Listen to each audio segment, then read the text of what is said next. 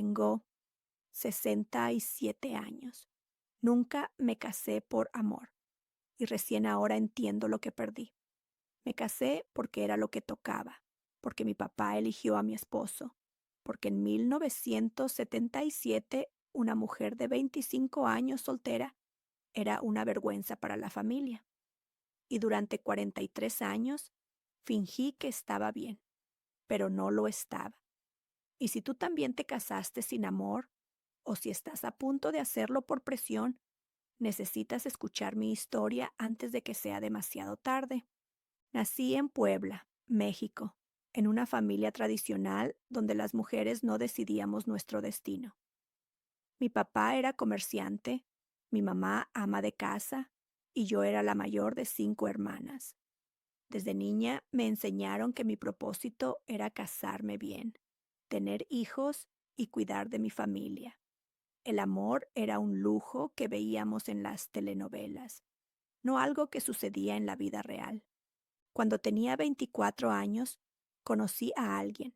Se llamaba Javier. Era maestro de secundaria, tenía una sonrisa que iluminaba cualquier habitación. Y por primera vez en mi vida sentí mariposas en el estómago. Nos conocimos en la biblioteca municipal. Él estaba buscando un libro de poesía y yo trabajaba ahí catalogando documentos. Me pidió ayuda. Nuestras manos se rozaron al entregarle el libro y algo cambió en mí para siempre. Durante 6 meses nos vimos en secreto. Él me llevaba flores silvestres que cortaba del campo. Me leía poemas de Neruda en el parque. Me hacía reír como nadie lo había hecho. Por primera vez me sentí vista, me sentí viva, me sentí yo. Javier me hablaba de sus sueños, de viajar, de conocer el mar, de vivir una vida diferente, y yo soñaba con él. Todas las noches me dormía imaginando una vida a su lado. Pero en mi casa las cosas eran diferentes. Mi papá ya había decidido mi futuro. Roberto era hijo de su socio comercial. Tenía 35 años, un negocio establecido de telas, una casa grande en el centro y cero interés en conocerme realmente. Pero para mi papá era la opción perfecta. Estabilidad, seguridad, respetabilidad. Cuando le conté a mi mamá sobre Javier, se puso pálida. Me dijo, el amor se acaba, pero un buen proveedor dura toda la vida. Tu papá ya dio su palabra, no lo deshonres. Intenté hablar con mi papá, le supliqué. Le dije que amaba a otro hombre. Él se puso furioso.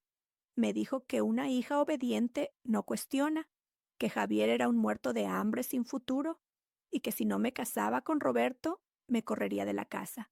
Y ninguna de mis hermanas podría casarse porque yo habría manchado el apellido familiar. Tenía 25 años y sentí que el mundo se me venía encima. ¿Qué podía hacer? No tenía dinero propio, no tenía educación universitaria, no tenía a dónde ir, y llevaba el peso de saber que si yo me rebelaba, mis 4 hermanas menores pagarían las consecuencias. Así que hice lo que me enseñaron a hacer. Obedecí. Le dije a Javier que no podíamos seguir viéndonos. Nunca olvidaré la mirada en sus ojos. Me pidió que huyéramos juntos. Me dijo que encontraríamos la manera, que el amor era más importante que el dinero. Pero yo tenía miedo.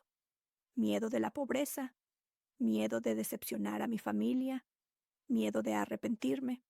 Entonces hice algo que me persiguió por décadas. Le mentí.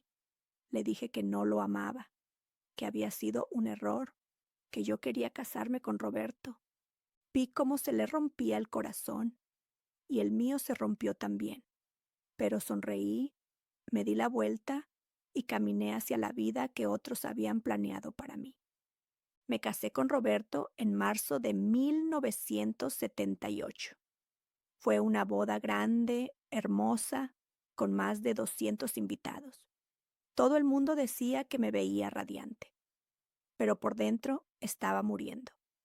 Durante toda la ceremonia busqué a Javier entre la multitud. No fue. Y una parte de mí se alegró.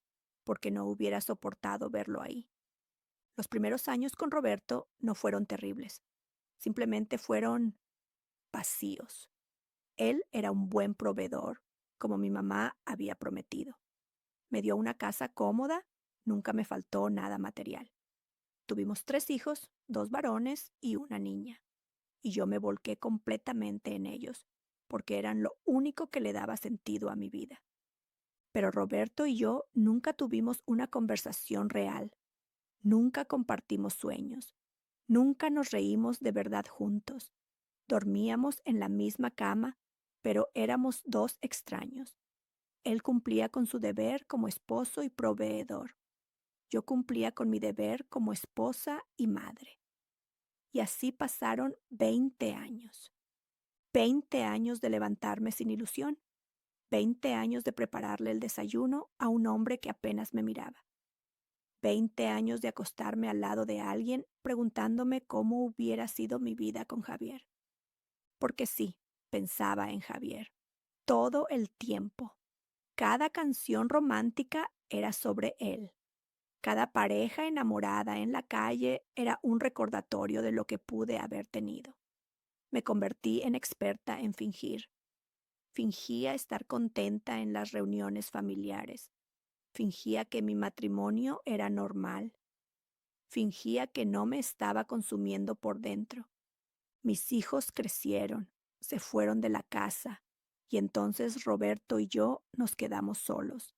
Y fue peor, porque ya ni siquiera teníamos la distracción de la crianza. Solo éramos 2 personas mayores viviendo bajo el mismo techo sin nada que decirse. Roberto murió hace 5 años. Ataque al corazón. Fue rápido. Y cuando todos esperaban que yo llorara desconsoladamente como viuda destrozada, lo que sentí fue alivio. Y después, culpa por sentir alivio. ¿Qué clase de persona era yo? Pero la verdad es que su muerte me liberó. Por primera vez en 43 años, yo era libre. Y entonces, hace 3 años, pasó algo que nunca esperé. Estaba en el mercado de Puebla, comprando chiles para hacer mole, cuando escuché una voz detrás de mí. ¿Rosa? Me di la vuelta, y ahí estaba. Javier, 50 años mayor, con el pelo completamente blanco, con arrugas alrededor de los ojos, pero con la misma sonrisa que había iluminado mi vida cuando tenía 24 años. Mi corazón dio un vuelco como si tuviera 20 años otra vez. No podía respirar, no podía hablar, solo lo miraba. Nos fuimos a tomar un café y hablamos durante 4 horas. Me contó su vida. Nunca se casó. Dijo que después de mí, nunca encontró a alguien que lo hiciera sentir de la misma manera. Viajó, enseñó en diferentes ciudades, escribió poesía que nunca publicó. Vivió una vida simple pero auténtica, una vida fiel a sí mismo.